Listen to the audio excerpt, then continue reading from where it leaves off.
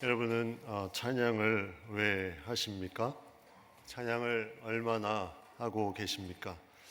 제가 어릴 적에 찬송가를 부를 때 절이 긴 찬송가가 나오면 힘들어했던 기억이 납니다.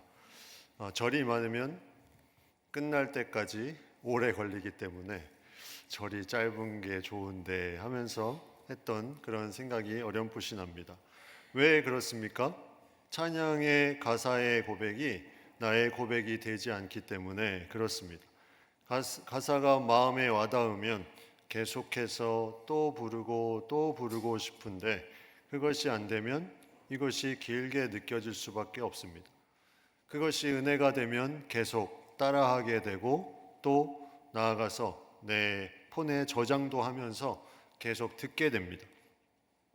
이러한 찬양의 곡조와 가사의 내용이 마음에 와닿는 것, 이것이 계속해서 내 속에서 무언가를 이루어주는 그 중심에는 나의 신앙적인 부분이 분명히 그 가운데 있습니다. 그래서 듣다 보면 이런 곡을 어떻게 지었을까? 이런 귀한 곡조와 가사를 어떻게 이렇게 했을까? 성경의 내용들이 가지고 있는 부분도 많지만 참 놀라울 때가 많이 있습니다. 저도 한 번은 스스로 한번 작사 작곡을 해보고 싶을 마음이 있을 때가 있었습니다. 네, 그때가 언제냐면 코로나 때였습니다. 코로나 때 이제 잠시 격리되어 있을 때가 있었습니다. 저희 집안의 가족이 다 코로나에 걸려서 안 걸린 제가 격리되어서 밖에 나가야 됐습니다. 이제 밖에 나가서 한 주간 이제 외부의 이제 호텔에 이제 머물면서 있는데 그때 여러 가지 이제 찬양을 들으면서 갑자기 그때 사순절 기간이었는데 찬송과 찬양이 제 입에서 그냥 흘러나오는 것이었습니다. 그냥 흘러나오면 되는데 그걸 또 녹음까지 했습니다.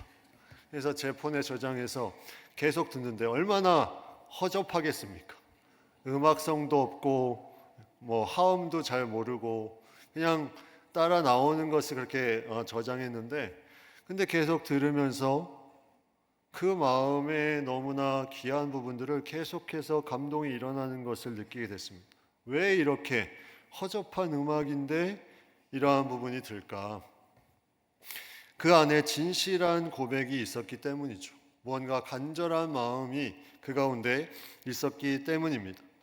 우리가 부르는 모든 찬양과 찬송가가 그러한 곡조와 가사의 내용이 그러한 간절한 마음으로 쓴 것이라는 생각이 들 때 이러한 찬양들이 얼마나 귀한가 하는 생각이 듭니다. 오늘 본문에 나오는 마리아의 이 찬양, 제목에 보면 마리아의 찬가라고 이제 성경에 보통 나와 있는데 마리아의 찬가, 마리아의 찬양, 신앙 고백에 대한 내용입니다. 마리아는 자신이 사는 나사렛이란 곳에서 자신의 몸에서 하나님의 아들 예수의 나심에 대한 말을 듣게 됩니다.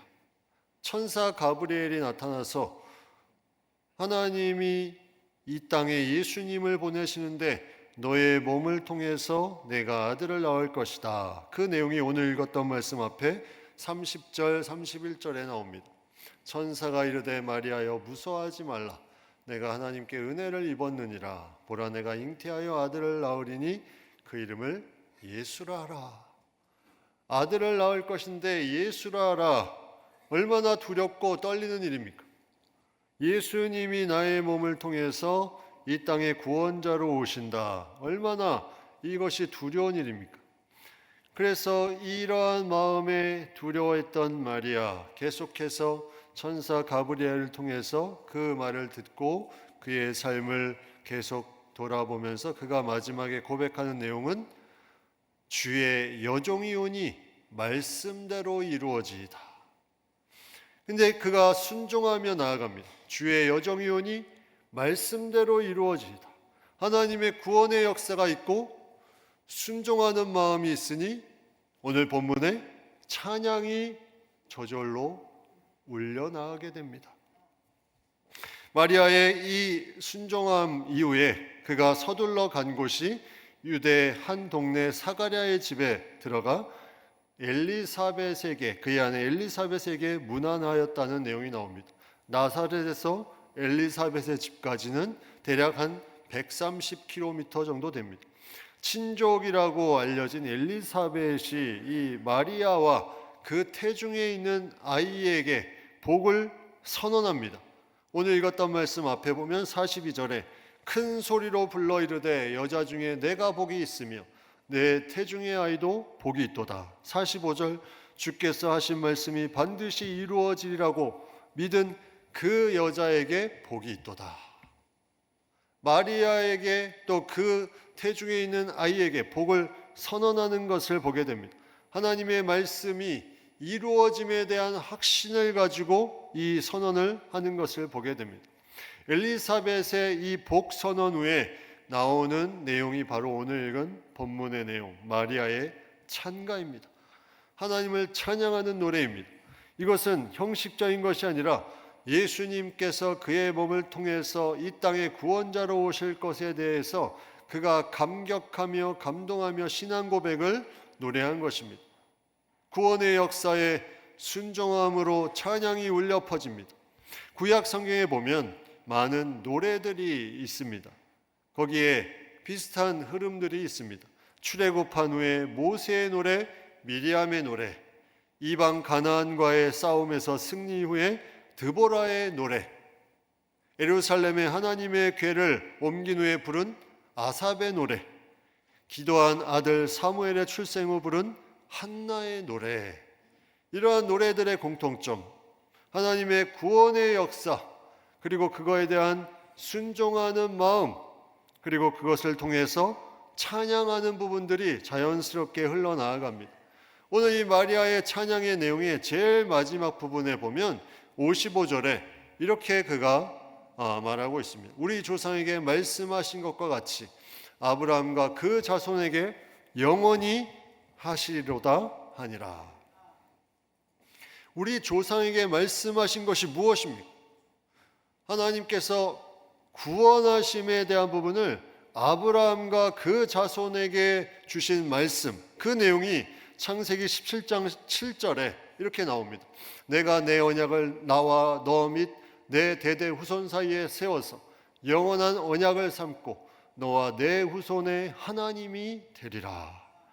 하나님이 분명히 말씀하신 것이 계속 역사를 통해서 흘러와서 마리아가 그 말씀을 기억하며 다시 고백하면서 아브라함과 그 자손에게 영원히 하시리로다, 이 말씀을 기억하며 그가 고백하며 찬양합니다. 얼마나 여 안에 진심이 있겠습니까?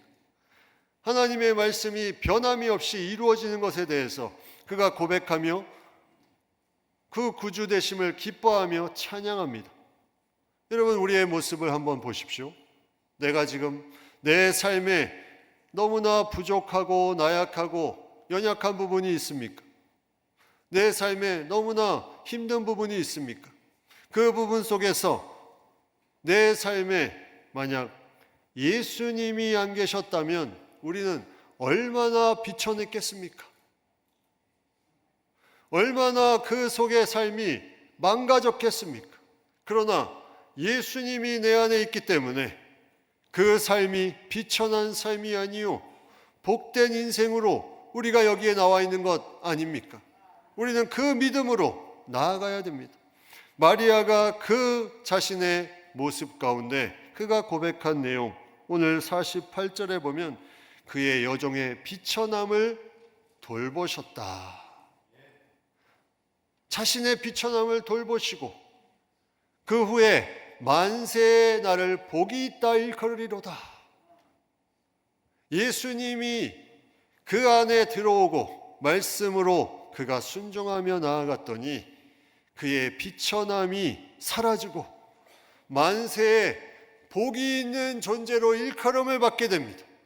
이것이 놀라운 주의 구원의 역사요 우리에게 주신 넘치는 은혜입니다. 이것을 믿기, 또 이것을 우리가 확신하기를 간절히 축복합니다. 이것이 우리에게 너무나 중요합니다. 대림절에 우리는 이 날 첫날을 주님 앞에 나아갑니다. 대림절, 성탄절 전날까지 4주간 예수님의 오심을 감사하고 기뻐하며 마음으로 준비하고 다시 오실 예수님을 기다리는 절기. 그래서 예수님이 내려오셨다 대강절이라고도 하고 구주 강림절이라고도 말합니다. 교회력에 보면 제일 처음에 나오는 절기가 바로 이 대림절입니다. 왜 대림절이 제일 처음에 교회의 역사의 시작일까? 여러분 한번 창조 시대로 한번 돌이켜 보십시오. 성경의 창조 시대로 나아가면 창세기에 인간을 하나님의 형상으로 만드시고 심히 너무나 좋았다 말씀하셨습니다. 그런데 인간이 죄를 범합니다. 죄를 범해서 에덴 동산에서 나오게 되고 성경은 그 죄, 모든 사람이 죄를 범하였음에 하나님의 영광에 이르지 못한다고 말씀하고 있습니다. 자, 모든 사람이 죄인입니다. 모든 사람이 죄인이기 때문에 이제는 원래 하나님의 형상을 회복하기 위해서 기다려야 될 분이 유일한 한 분이 있습니다. 그것이 인생의 시작이라는 것입니다. 기다려야 되는 그 시간, 모든 사람은 죄를 범하였기 때문에 기다리기 시작합니다. 누구를? 예수님을. 그래서 구약 성경에 많은 시에서 또 예언서에서 예수님을 예표하며 예수님의 모든 행적을 거기에 먼저 예언적으로 말씀하는 내용이 나오고 있습니다. 그 내용들이 예수님이 오시기 전에 계속 기다리고 있다는 것은 같이 우리가 기다리는 존재라는 것을 명확하게 하고 있습니다. 그래서 신약 성경을 오신 예수님에 대해서 기록한 책이라 말하면 구약 성경은 오실 예수님에 대해서 기록한 책이다. 많이 듣지 않았습니까? 오실 예수님을 기다리며 나아가는 책, 구약 성경입니다. 우리의 인생의 출발은 기다림입니다. 대림절, 예수님을 기다리면서 죄된 인간의 회복을 기다립니다. 거기서부터 시작합니다. 그의 여종의 비천함을 돌보셨음이라. 우리의 비천함을 돌보셨다고 말합니다. 예수님께서 이 땅에 오신 것, 비천한 우리의 인생을 돌보시고 하나님의 은혜로 이 땅에 예수님께서 오셨습니다. 우리는 마리아가 고백한 것처럼 우리도 예수님을 만나는 그 순간 비천함에서 복이 있는 인생으로 바뀌게 됩니다. 복된 사람으로 변화됩니다. 어떠한 어려운 일이 있을지라도 복된 자녀됨을 예수님을 믿음으로 새롭게 시작됩니다. 이 사실을 믿을 수 있기를 바랍니다. 예수님이 나를 위해서 이 땅에 오심, 그리고 나의 기다림이 예수님을 만남으로 새롭게 변화되는 인생이 되는 것, 예수님을 만나는 그 순간부터 우리의 인생은 달라지기 시작한다는 거죠. 이 여인의 비천함, 이 비천함 속에는 다양한 것을 생각해 볼 수 있습니다. 과연 이 여인은 어떠한 삶을 살았기에 이렇게 비천하다고 했을까? 사회적으로 지위가 낮아서 그런 것인가? 어려운 상황에 있어서 그런 것인가? 다양하게 생각해 볼 수 있습니다.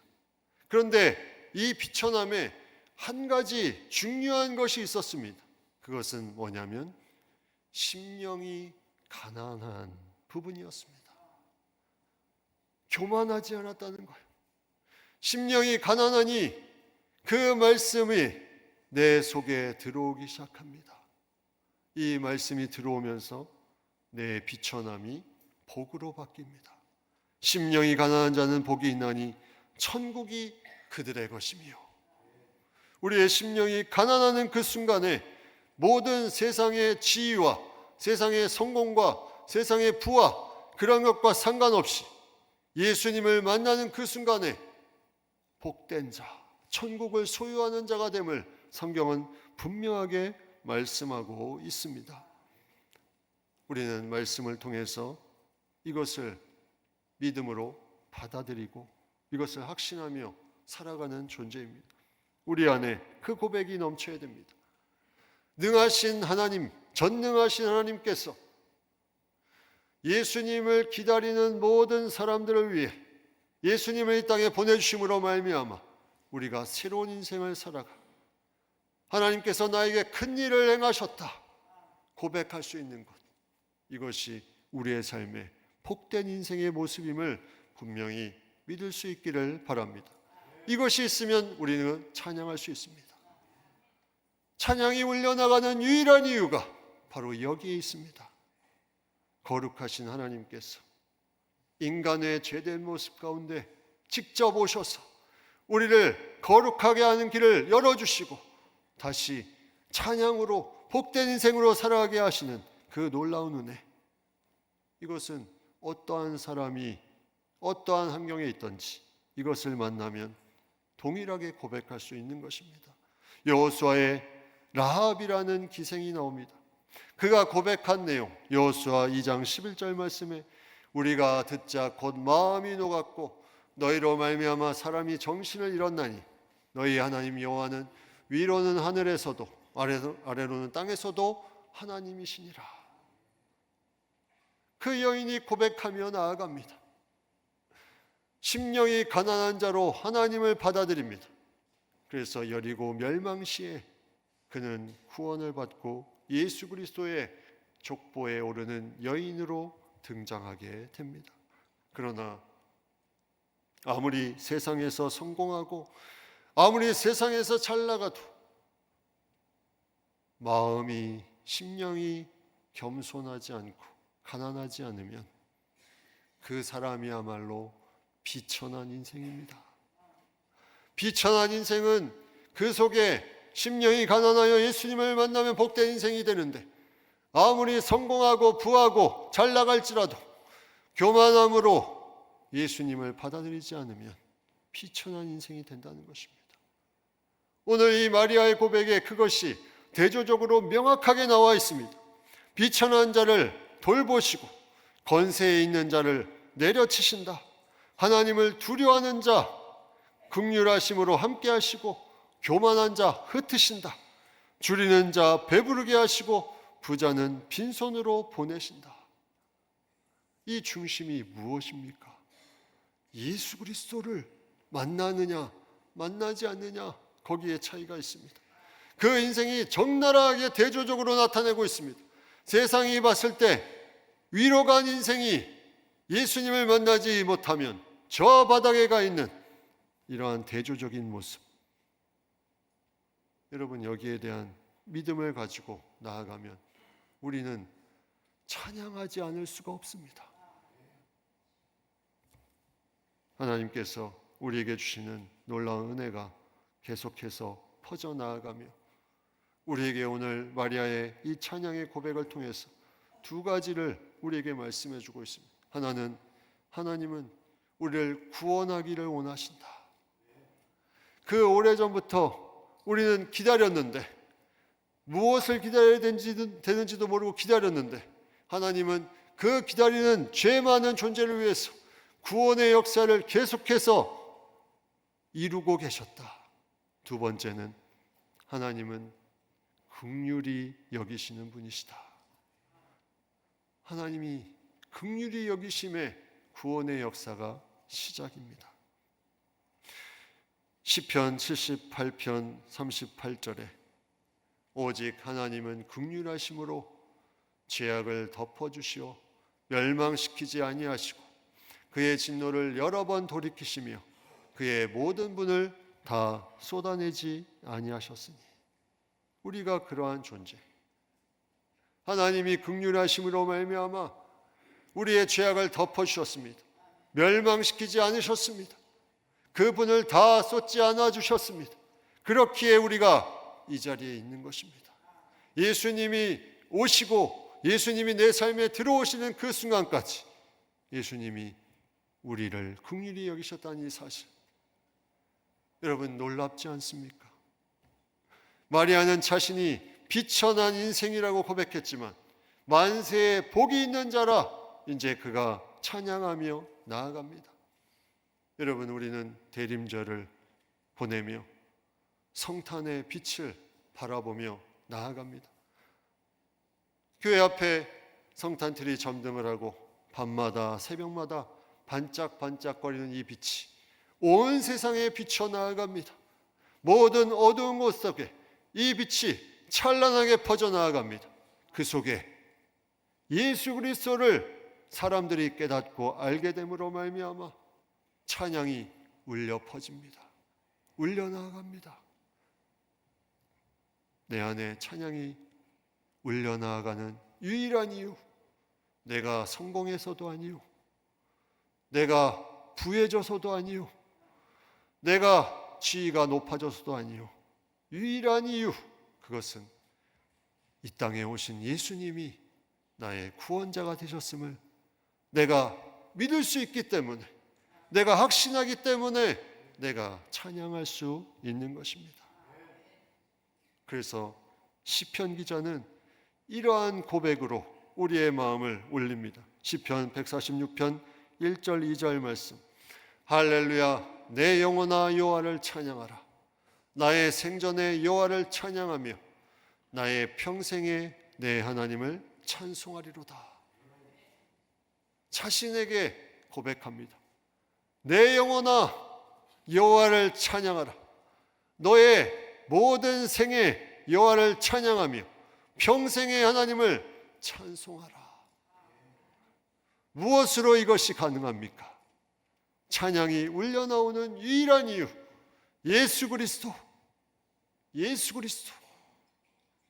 여러분, 어렵고 힘든 인생, 지치고 낭망할 만한 인생, 여기에 예수 그리스도가 없었다면 우리는 정말 비천한 인생이었지만 예수님이 내 안에 계심으로 이제는 만세의 복이 있는 자다. 찬양하며 나아가는 우리 모든 성도님들 다 될 수 있기를 간절히 축복합니다.